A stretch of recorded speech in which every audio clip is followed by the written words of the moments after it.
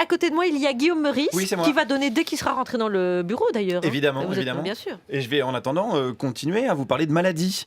Parce que j'étais hier soir à une grande séance de thérapie de groupe, hier après-midi, organisée à Bercy par le docteur Benoît Hamon. Il s'agissait de soigner des personnes de gauche victimes d'un traumatisme lourd qui a duré 5 ans, causant des dégâts quasi irréversibles. Était présent Jean-Vincent Placé, représentant de l'association des pervers narcissiques d'Île-de-France, avec des symptômes très graves, on les connaît, les fameuses dents qui lui poussent, et qui sont un danger pour tous les parquets flottants ou non. Il y avait également Jean-Christophe Cambadélis, Jean Cricri, qui était là.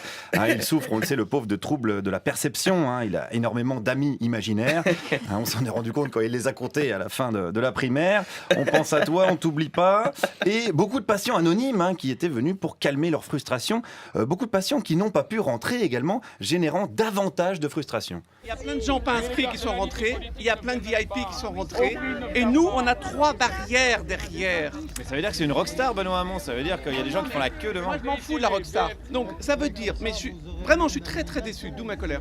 Si l'équipe d'un candidat ne sait pas gérer l'inscription de 15 000 personnes dans un espace fermé, comment peut-on prétendre de gérer un pays de 66 millions de citoyens? On se calme, on se calme. Et le mec, Les il gens voulait sont- voter pour lui au départ. Oui, là c'est foutu. Les gens sont comme des oufs.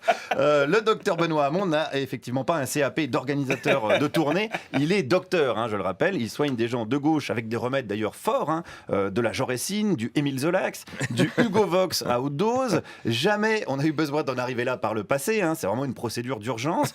D'ailleurs, certains patients n'ont pas supporté la séance et sont partis bien avant la fin. Explication. Ah voilà, on a réservé le Cinoche à 17h, donc Benoît on l'aime bien, mais bon, on aime bien aussi le Cinoche. Voilà, des gens qui vont se réfugier dans la fiction pour fuir la réalité. Ça, c'est très classique chez des gens persécutés.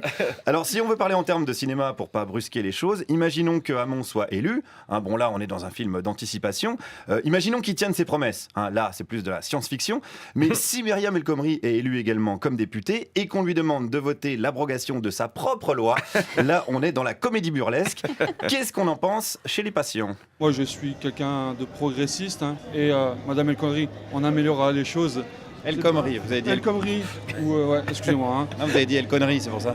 J'ai dit ça? Ouais. C'est un beau lapsus. Oui, allô Freud? Ouais, il y en a un petit cas là, c'est même quasiment lacanien.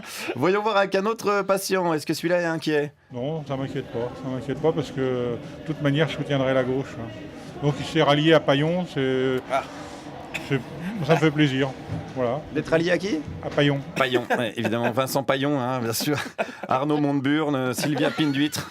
Ils sont troublés, attention, non, on n'est pas là pour se moquer. Ce sont des gens qui ont beaucoup souffert. Alors comme moi, il se trouve que j'aime bien aider mon prochain, j'ai tenté une thérapie de choc avec ce même patient. Est-ce que vous avez un petit message à adresser à Manuel Valls alors, aujourd'hui? Qu'il étoffe son image tout simplement parce que c'est le bas qui blesse, si l'on peut dire. Pour le reste, je pense qu'il a les compétences, mais bon, il y a son image. Vous parlez de Hamon?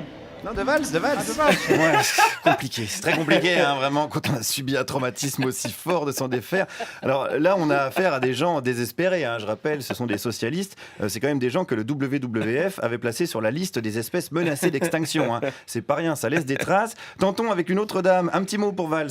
Oh, je préfère pas. Je Ah bon trouve que c'est assez lamentable, voilà. Ah non, mais un message fraternel, quoi. Il est socialiste aussi. Je me pose la question, hein. Bah là, dites un truc gentil quand même. Mais pourquoi vous roulez pour lui ou quoi? Oh merde, il serait peut-être temps que je fasse un petit peu mon auto-analyse. Je suis en train de tomber dans une sorte de syndrome de Stockholm, un syndrome d'Evry, on pourrait dire, la 49 droitisation des esprits, un phénomène qui touche même les plus jeunes. Par exemple, cet enfant, qu'est-ce qu'il a à dire à Manuel Valls? Manuel Valls? Ouais.